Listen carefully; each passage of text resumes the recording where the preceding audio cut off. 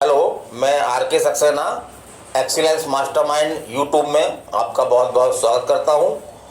और आज का वीडियो मेरा एक विशेष सब्जेक्ट को लेकर के है, जो ना केवल उन छात्रों के लिए जो किसी कंपटीशन की तैयारी कर रहे हैं उनके लिए उपयोगी है, बल्कि आमजन के लिए उपयोगी है। और तो मैं वो वीडियो शुरू करना चाहता हूँ। उस वीडियो का जो हाल में ही एक ज्वलंत मुद्दा चल रहा है, कृषि कानून, जो 3 नए कृषि कानून लाए गए हैं उनका सरकार की तरफ से उनका व्यापक स्तर पर समर्थन किया जा रहा है और ये बताया जा रहा है कि ये किसानों के हित में है। जबकि कृषि जो आपके यूनियन वगैरह हैं और किसान जो हैं वो इसका व्यापक स्तर पर विरोध कर रहे हैं। और आपके पंजाब हरियाणा में इसका विरोध जो है वो काफ़ी व्यापक स्तर पर देखा जा रहा है। तो आम जन में ये लालसा है कि ये इसकी वास्तविक हकीकत क्या है। तो मैं बड़े सरल शब्दों में इन कानूनों को स्पष्ट करना चाहूँगा। और मैं ये भी बताना चाहता हूँ कि ये कंपटीशन की दृष्टि से भी उपयोगी है। जैसे सिविल जज मेंस में आपको निबंध लेखन आता है, इसी प्रकार से मध्य प्रदेश मुख्य परीक्षा MPPSC की, उसमें भी आपका एक निबंध लिखना होता है आपको। तो ये निबंध आने की संभावना भी है, तो इसको आमजन भी सुने। और जो इस तरह के एग्जामों की तैयारी कर रहे हैं जहाँ पर निबंध आते हैं, तो उनके लिए भी ये उपयोगी है। तो आज का मेरा जो मैटर है, वीडियो है, उसका शीर्षक है 3 नए कृषि कानून, क्या हकीकत क्या फसाना।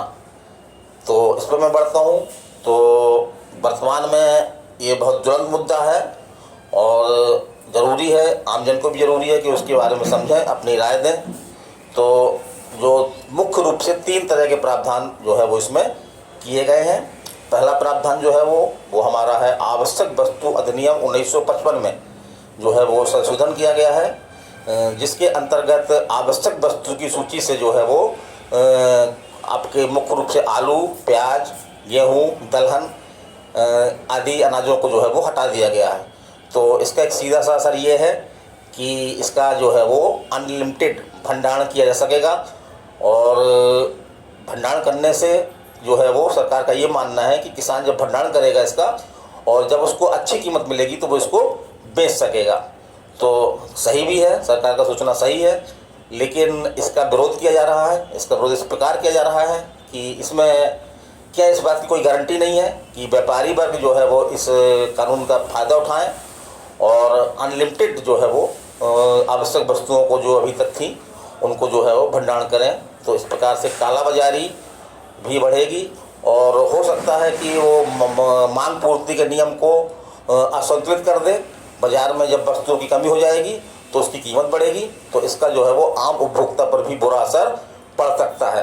तो ये केवल 2 स्थितियां हैं जब भंडारण की सीमा सरकार डिसाइड कर सकती है, वो है आपका युद्ध हो या आपका राष्ट्रीय आपात लगा हुआ हो। तो इन स्थितियों को छोड़ करके अब वस्तुओं के भंडारण पर जो है वो कोई सीमा नहीं रह गई है। तो जो विरोध कर रहे हैं उनका ये कहना है कि इससे जो है वो कालाबाजारी बढ़ेगी और तो इसका जो है वो आम उपभोक्ताओं पर नुकसान पड़ेगा। और इसको जो किसान जो एक बहुत बड़ा वर्ग जो है वो इस स्थिति में नहीं है कि वो भंडारण कर सके। केवल 1% किसान ही जो है इस स्थिति में है कि वो वस्तुओं का भंडारण कर सकते हैं।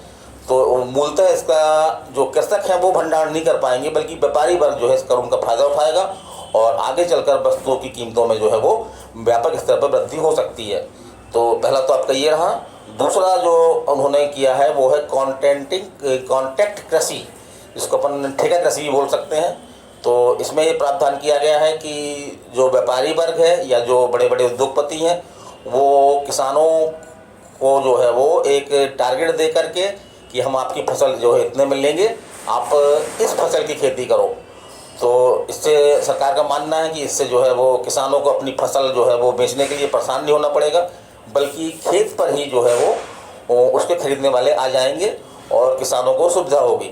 लेकिन इसका दूसरा पहलू भी ये है कि धीरे धीरे जब कृषि की उपज आ जाएगी तो उद्योगपति जो है यह भी कह सकता है कि भाई ये फसल मैं इस रेट पे नहीं लूँगा।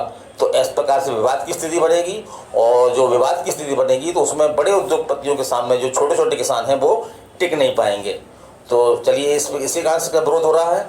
और तीसरा आपका जो है वो है कृषि विपणन, माने कि अब कृषक जो है वो अपना सामान अंतर्राष्ट्रीय बाज़ार में, राष्ट्रीय बाज़ार में या किसी अन्य नगर में जाकर के बेच सकता है। और इसके लिए जो है वो प्राइवेट स्तर पर जो है वो कृषि मंडियां जो है वो खोलने का व्यापारियों को अधिकार होगा। तो इसका सरकार का ये मानना है कि जब प्राइवेट आपकी एजेंसियां खुलेंगी जो वस्तुओं अनाजों वगैरह का क्रय करेंगी, तो इससे कृषकों को जो है वो एक विकल्प मिलेगा और वो अच्छी कीमत प्राप्त कर सकेगा। लेकिन इसका दूसरा पहलू भी ये है कि अभी तक जो हमारी परंपरागत व्यवस्था थी, परंपरागत व्यवस्था में क्या होता था कि कृषि मंडियां होती थीं जो लोकतांत्रिक रूप से गठित होती थीं। कृषि मंडियों के जो है अध्यक्ष, उपाध्यक्ष और सदस्यों के चुनाव होते थे, जो किसान ही लड़ते थे और किसान ही जो है वोटर भी होते थे। तो ये मंडियां जो अभी तक काम कर रही थी, तो आशंका ये है कि ये मंडियां जो है वो धीरे धीरे समाप्त हो जाएंगी। ऐसी आशंका उचित भी है, क्योंकि जो कृषि उपज मंडियां हैं वहाँ पर अगर आप कोई फसल बेचते हैं तो उस स्थिति में क्या होता है कि आपको 2.5% जो है वो एक शुल्क के रूप में आपसे लिया जाता है, जबकि प्राइवेट मंडियों में इस तरह की शुल्क की कोई व्यवस्था नहीं है। तो एक प्रकार से जो बेचने वाले होंगे, किसान होंगे, वो ज़्यादातर प्राइवेट मंडियों में जाएंगे और वहाँ पे बेचेंगे। तो इस प्रकार से जो परंपरागत मंडी है, इस पर एक लोकतांत्रिक मंडी है, वो जो है वो नष्ट होने की संभावना जो है वो व्यक्त की जा रही है। तो इसमें भी कोई डाउट नहीं है, ऐसा पूरी संभावना है।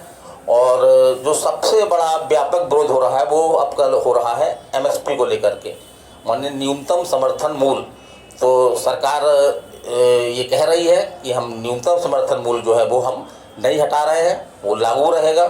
तो यहाँ पर जो किसान वर्ग है उनका ये कहना है कि हमको कानूनी रूप से आप एमएसपी की गारंटी दे दें तो हम अपना जो विरोध खत्म कर देंगे। तो इसमें थोड़ा सा, जहाँ तक मैं समझता हूँ, हट समझ में आ रही है। किसान आंदोलन कर रहा है और सरकार भी जो है वो पीछे हटने के लिए तैयार नहीं है। तो मेरा यही सुझाव है इस विषय पर कि कुछ सरकार को भी जो मुख्य किसान संगठन हैं उनसे बात करनी चाहिए, और एमएसपी जो कि भारतीय कृषि जो बहुत अच्छे स्तर पे नहीं है, इसकी स्थिति बहुत अच्छे स्तर पे नहीं है, छोटे छोटे किसान हैं, तो इनके हितों की रक्षा करने के लिए एमएसपी को जो है वो एक गारंटी के रूप में दिया जाना जरूरी है। और अगर सरकार ये प्रावधान कर दे कि एमएसपी से नीचे अगर कोई वस्तु, अनाज वगैरह जो भी एमएसपी उसकी डिसाइड हुई है उससे नीचे खरीदेगा तो ये जो है वो गैरकानूनी अपराध होगा। तो इस तरह सरकार अगर करे तो निस्संदेह रूप से हो सकता है। हाँ, एक बात और देखने में आई है कि जो किसान संगठन है उसमें कुछ ऐसे अवसरवादी लोग जो है उसके अंदर हो गए हैं जो तमाम तरह की देश विरोधी बातें भी कर रहे हैं। जैसे खालिस्तान की मांग भी ऐसा देखने में आया है, कहीं कहीं पे खालिस्तान की मांग उठाई जा रही है, या हमारे माननीय प्रधानमंत्री जी के लिए जो है वो अमर्यादित भाषा का प्रयोग किया जा रहा है।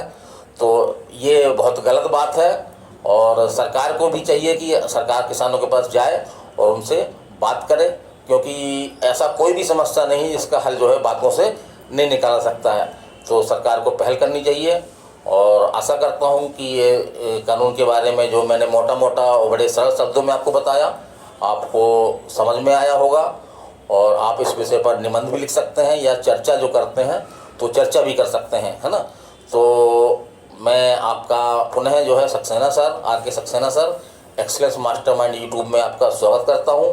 और मैं ये चाहता हूं कि जो मैंने ये प्रयास किया है, एक कड़े प्रावधानों को, जो जिसकी भाषा काफ़ी जटिल है और उसको लोग समझ नहीं रहे हैं कि ये किस तरह की भाषा है, क्या है, वास्तविकता नहीं जान रहे हैं।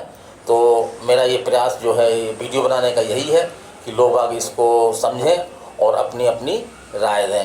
तो अगर आपको भैया अच्छा लगे तो आप जो है इसको पसंद भी करें और सब्सक्राइब भी करें और उन लोगों तक शेयर भी करें जिनको ये चीज़ जानने का जिज्ञासा है।